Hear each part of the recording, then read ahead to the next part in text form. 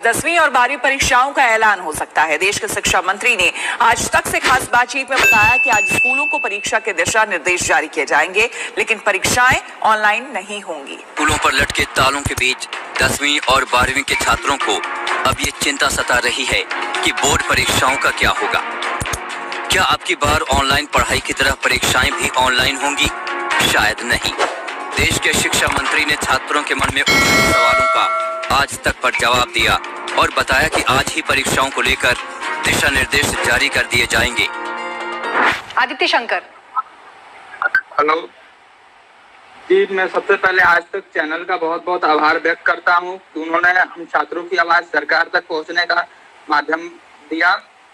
मेरा प्रश्न है सरकार से कि एक तरफ सरकार नाइट कर्फ्यू और लॉकडाउन लगाकर कोरोना के रोकथाम के इंतजाम करती है और दूसरी तरफ वो परीक्षा लेती है। क्या इससे भीड़ भाड़ नहीं होगा? कौन रिस्पॉन्सिबिलिटी लेगा? अगर हम कोरोना संक्रमित होते हैं तो इसकी रिस्पॉन्सिबिलिटी कौन लेगा?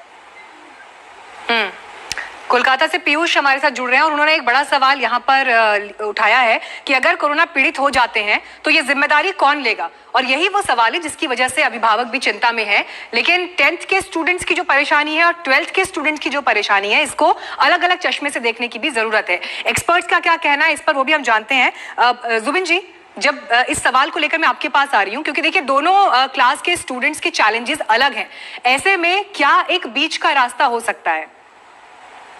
देखिए, जहाँ तक 10th का है, जैसे पिछले साल भी हुआ था, पोस्टपोन करने का पहले डिसीजन था, फिर उसको जितने एग्जाम्स हो गए थे उसी बेसिस पे स्टूडेंट्स को प्रमोट कर दिया गया था।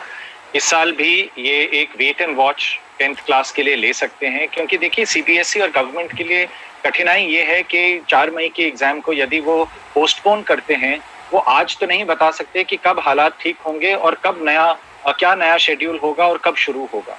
तो ये उनकी भी कठिनाई ये है, क्योंकि जब हालात सुधरते हैं तभी वो एक निर्णय ले सकते हैं, फिर से एडमिट कार्ड्स, फिर से पूरा कैलेंडर और शेड्यूल बनाएंगे। बाकी की जो उसके आगे की परीक्षाएं हैं, चाहे वो यूनिवर्सिटीज की हैं या कॉमन एंट्रेंस परीक्षाएं हैं, जैसे मेडिकल, डेंटल के लिए या इंजीनियरिंग के लिए, ये सब भी इस पर निर्धारित हैं जी। तो 10वीं के लिए ये रह सकता है कि हम वेट एंड वॉच करेंगे। यदि मान लीजिए महीने 1.5 महीने में सुधर जाते हैं हाल, तो 10वीं के भी परीक्षाएं कराई जाएं। 12वीं की परीक्षाएं रद्द नहीं की जा सकती, ये बहुत जरूरी है। बहुत जगहें यूज होती हैं, चाहे वो एडमिशन्स के लिए है, चाहे देश में विदेश में, यहाँ तक कि पोस्ट ग्रेजुएट लेवल पे भी 12वीं के मार्क्स की अहमियत रहती है। तो इसका तो आपको रुकना ही पड़ेगा। यदि आप पोस्टपोन करते हैं तो ये एग्जाम्स आगे में कंडक्ट करने ही पड़ेंगे, इसको आप कैंसिल नहीं कर सकते और ना आप इसको ऑनलाइन रख सकते। जुबिन साहब, आपने इशारा किया, वाकई ये एक चैलेंज है कि 12th से आगे जो है करियर के लिए बच्चों को जिस तरह से बढ़ना है, उसमें अगर परीक्षा और उसके नतीजे नहीं होंगे तो फिर आगे की राह कैसी होगी। इसको लेकर अभिभावकों ने भी चिंता जाहिर की है, स्कूल प्रशासन की तरफ से भी चिंता जाहिर की गई है। प्रमोद शर्मा जी, अगला सवाल मैं आपके पास लेकर आ रही हूँ। देखिए, सीबीएसई की तरफ से कहा जा रहा है कि 5 से 7 हजार सेंटर्स हमने तैयार किए हैं और कड़ाई से नियमों का पालन होगा। लेकिन जो सवाल अभी पीयूष ने पूछा कोलकाता से, अगर कोरोना हो जाता है तो किसकी जिम्मेदारी होगी? ये रिस्क हम क्या ले सकते हैं? बिल्कुल बिल्कुल, एकदम सही है ये सवाल जहन में आना।